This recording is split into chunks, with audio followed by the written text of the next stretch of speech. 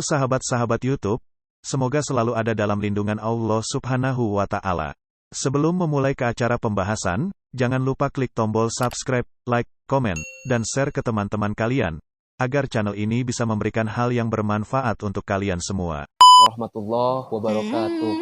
Hamdan syukranillah amma ba'du. Kembali lagi di channel saya. Kali ini saya akan menjawab daripada pertanyaan, yaitu menanyakan tentang siapakah pengarang kitab Qurratul Ain, Fathul Mu'in, dan I'anatul Thalibin. Bismillahirrahmanirrahim. Di sini saya akan sekelumit akan menjelaskan siapakah pengarang kitab Qurratul Ain, Fathul Mu'in, dan I'anatul Thalibin. Nama kitab Qurratul Ain Bimuhimatiddin, nama singkatnya adalah kitab Qurratul Ain. Kitab ini adalah kitab fikih bermadhab Imam Syafi'i. Jangan sampai dikelirukan dan disalah identifikasikan dengan kitab Qurratul Uyun. Karena kitab Qurratul Uyun adalah kitab tentang adabul jima, yaitu adalah hubungan pasangan suami istri. Meskipun dua kitab ini cukup dikenal di sejumlah pondok pesantren di Indonesia, hanya saja kitab Qurratul Ain yang lebih terkenal yang bernama kitab Fathul Mu'in. Kitab Qurratul Ain ini dikarang oleh ulama India yang bernama Al-Malibari. Versi lain menyebut Al-Malaibari atau Al-Mulaibari dan Al-Milyabari. Nama lengkapnya yaitu Zainuddin Ahmad bin Abdul Aziz Al-Malibari Al-Panani. Di antara karya terkenalnya di Indonesia adalah kitab Syadul Ibad ila Sabilir Rasyad.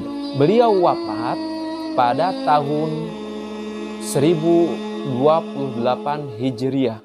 Kitab Qurratul Ain tergolong mukhtasar atau matan.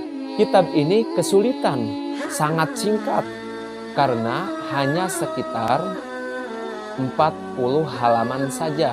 Kendati demikian, isinya sangat padat dan lengkap. Dalam laporan penelitian, hukum fikih yang membantu kehidupan manusia, meski ringkas, kitab ini memiliki tingkat abstraksi yang cukup tinggi.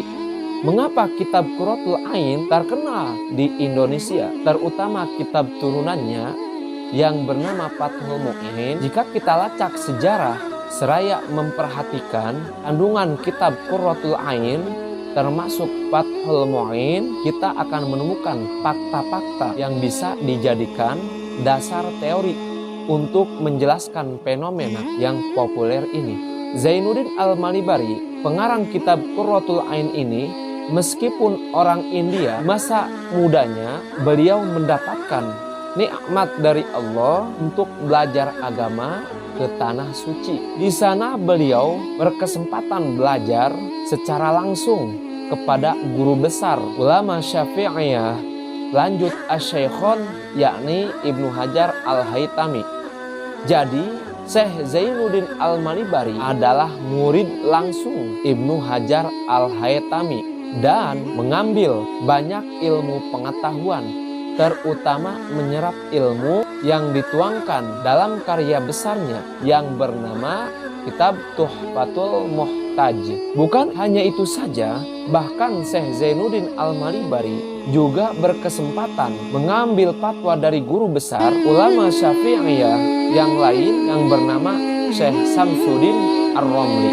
Telah kita ketahui bersama bahwa Ibnu Hajar Al-Haytami dan Syekh Samsuddin Ar-Romli adalah dua pendekar ulama Syafi'iyah, lanjut Asy-Syekhon, dalam melakukan tahrir madhab ataupun uraian lebih detail tentang Ibnu Hajar Al-Haytami dan Syekh Samsuddin Ar-Romli. Lebih dari itu, Syekh Zainuddin Al-Malibari juga berkesempatan belajar kepada Syekh Khatib Asy-Syirbini, pengarang kitab Mughnil Muhtaj. Syekh Khatib ini meskipun tidak terkenal, beliau memiliki kualitas ilmu fikih yang selevel dengan Ibnu Hajar Al-Haytami dan Syekh Samsuddin Ar-Romli. Dengan latar belakang ini, Sekarang kita bisa memahami seperti apa ilmu yang dihimpun oleh Syekh Zainuddin Al-Malibari. Ilmu fikih Syafi'iyah yang dimiliki Syekh Zainuddin Al-Malibari adalah hasil rangkuman dan abstraksi fikih di zaman fikih Syafi'iyah sudah matang dan sempurna. Oleh karena itu, wajar jika kitab Qurratul Ain ini mendapat perhatian tinggi di berbagai negeri Islam, terutama di Indonesia, karena memiliki keistimewaan meringkas dan mempermudah belajar fikih Asy-Syafi'i. Dalam bentuk yang sudah merangkum hampir semua pembahasan fikih yang sudah ditahqiq dan ditangkih mulai zaman Imam Rafi'i dan Imam Nawawi, Ibnu Hajar Al-Haytami sampai Imam Ar-Ramli. Di masa selanjutnya, perhatian tinggi terhadap kitab Qurratul Ain ini menjadikan lahir kitab-kitab baru yang menjadi anak turunannya, yang juga menjadi populer di negeri ini.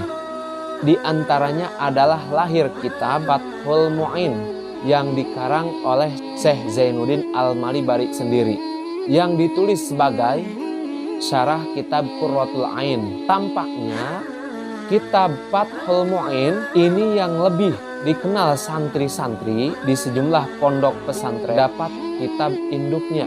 Selain itu muncul pula syarah Qurratul Ain yang dikarang oleh ulama Jawa yang bernama Syekh Muhammad Nawawi bin Umar Al-Jawi.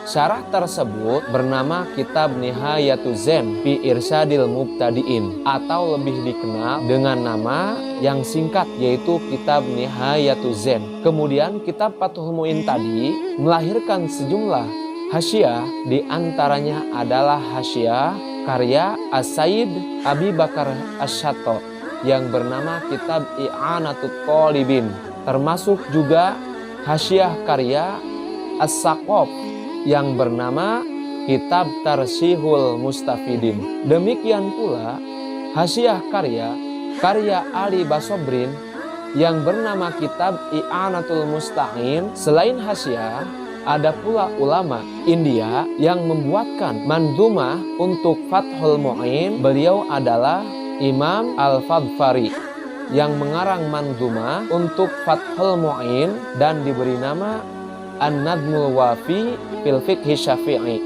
Dengan demikian, dari kitab Qurratul Ain dalam karya Syekh Zainuddin Al-Malibari ini lahir kitab-kitab terkenal sebagaimana yang saya cantumkan sebagai berikut.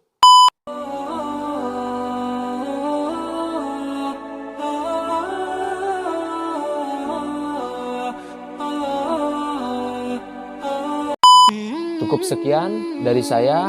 Kurang lebihnya saya mohon maaf. Apabila ada kekeliruan ataupun kesalahan, saya mohon maaf yang sebesar-besarnya. Wallahul muwaffiq ila aqwamit thoriq.